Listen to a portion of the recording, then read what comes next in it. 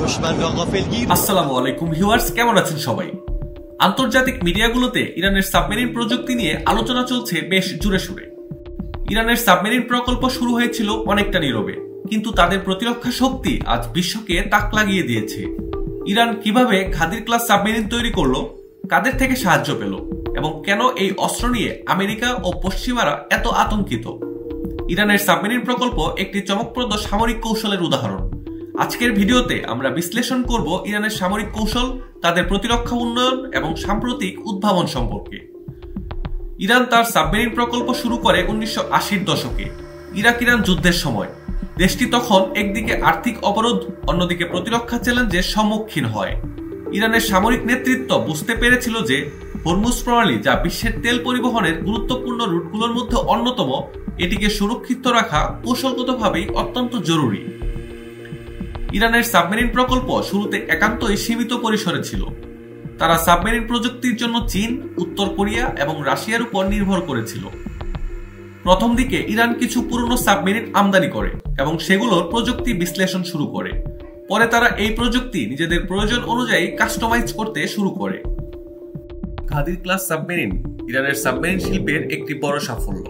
এই ছোট সাবমেরিনগুলো হালকা, সহজে পরিচালিত এবং উপকূলীয় অপারেশনের জন্য অত্যন্ত কার্যকর। ঘাদির ক্লাস সাবমেরিন হরমুজ প্রণালীর সংকীর্ণ জায়গায় দ্রুত এবং নীরবে চলাচল করতে সক্ষম। এগুলোর উন্নয়নে ইরান চীনের সহযোগিতা পেয়েছিল। ইরান সাবমেরিন নির্মাণের জন্য স্থানীয় প্রযুক্তি ব্যবহার করে এবং তাদের দক্ষতা উন্নত করতে থাকে। ইরান হরমুজ প্রণালীতে প্রতিরক্ষার জন্য নৌবাহিনীর উপর ব্যাপক নির্ভরশীল। তাদের সাবমেরিনগুলো একদিকে শত্রুর সাবমেরিন এবং যুদ্ধজাহাজকে লক্ষ্য রাখতে পারে, অন্যদিকে মাইন বসানোর কাজেও অত্যন্ত দক্ষ। হরমুজ প্রণালীতে ইরানের উপস্থিতি আমেরিকা এবং পশ্চিমাদের জন্য একটি গুরুত্বপূর্ণ প্রতিরোধ ব্যবস্থা। তাদের জন্য ইরানের সাবমেরিনগুলো এমন একটি হুমকি যা সহজে মোকাবেলা করা যায় না। ইরানের বিজ্ঞানীরা সাম্প্রতিক সময়ে বেশ কিছু নতুন অস্ত্র এবং প্রযুক্তি উদ্ভাবন করেছেন, যা মূলত আমেরিকার সাথে পাল্লা দিতে এবং প্রতিরক্ষার সক্ষমতা বাড়াতে সাহায্য করেছে। নৌ ক্ষেপণাস্ত্র ব্যবস্থাতে আমূল পরিবর্তন নিয়ে এসেছে ইরান। ইরান দীর্ঘ পাল্লার নৌ ক্ষেপণাস্ত্র তৈরি করেছে, যা শত্রুর বিমানবাহী রণতরীকে লক্ষ্য করতে পারে। মাইনিং প্রযুক্তি এবং এই সংক্রান্ত অন্যান্য প্রযুক্তিগুলোর সফল পরীক্ষা ও ব্যবহার করছে ইরান। হরমুজ প্রণালীতে ব্যবহার করার জন্য অত্যাধুনিক সমুদ্র মাইন তৈরি করেছে তারা। ইরান উন্নত ড্রোন তৈরি করেছে, যা শত্রুর গতিবিধি পর্যবেক্ষণ এবং আক্রমণে ব্যবহৃত হয়। বর্তমানে বিশ্বের বিভিন্ন দেশ গোপনে ইরান থেকে ড্রোনের চালান সংগ্রহ করছে, যার মধ্যে এশিয়ার যুদ্ধবিধ্বস্ত দেশ মায়ানমার অন্যতম।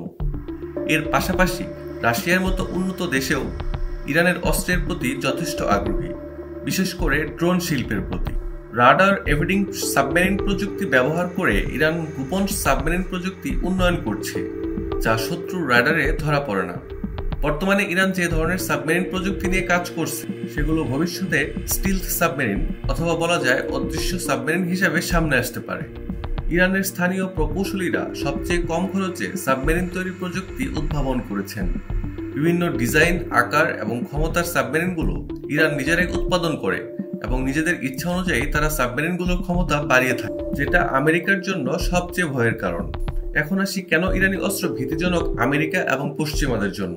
ইরানি অস্ত্র ব্যবস্থার অন্যতম বৈশিষ্ট্য হলো তাদের স্বনির্ভরতা এবং অপ্রত্যাশিত কার্যকারিতা।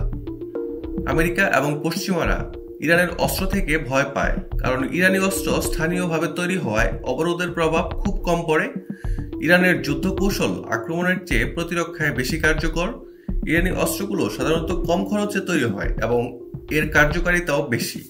আপনাদের মনে প্রশ্ন আসতে পারে, ইরান কেন অন্য কাউকে ভয় পায় না?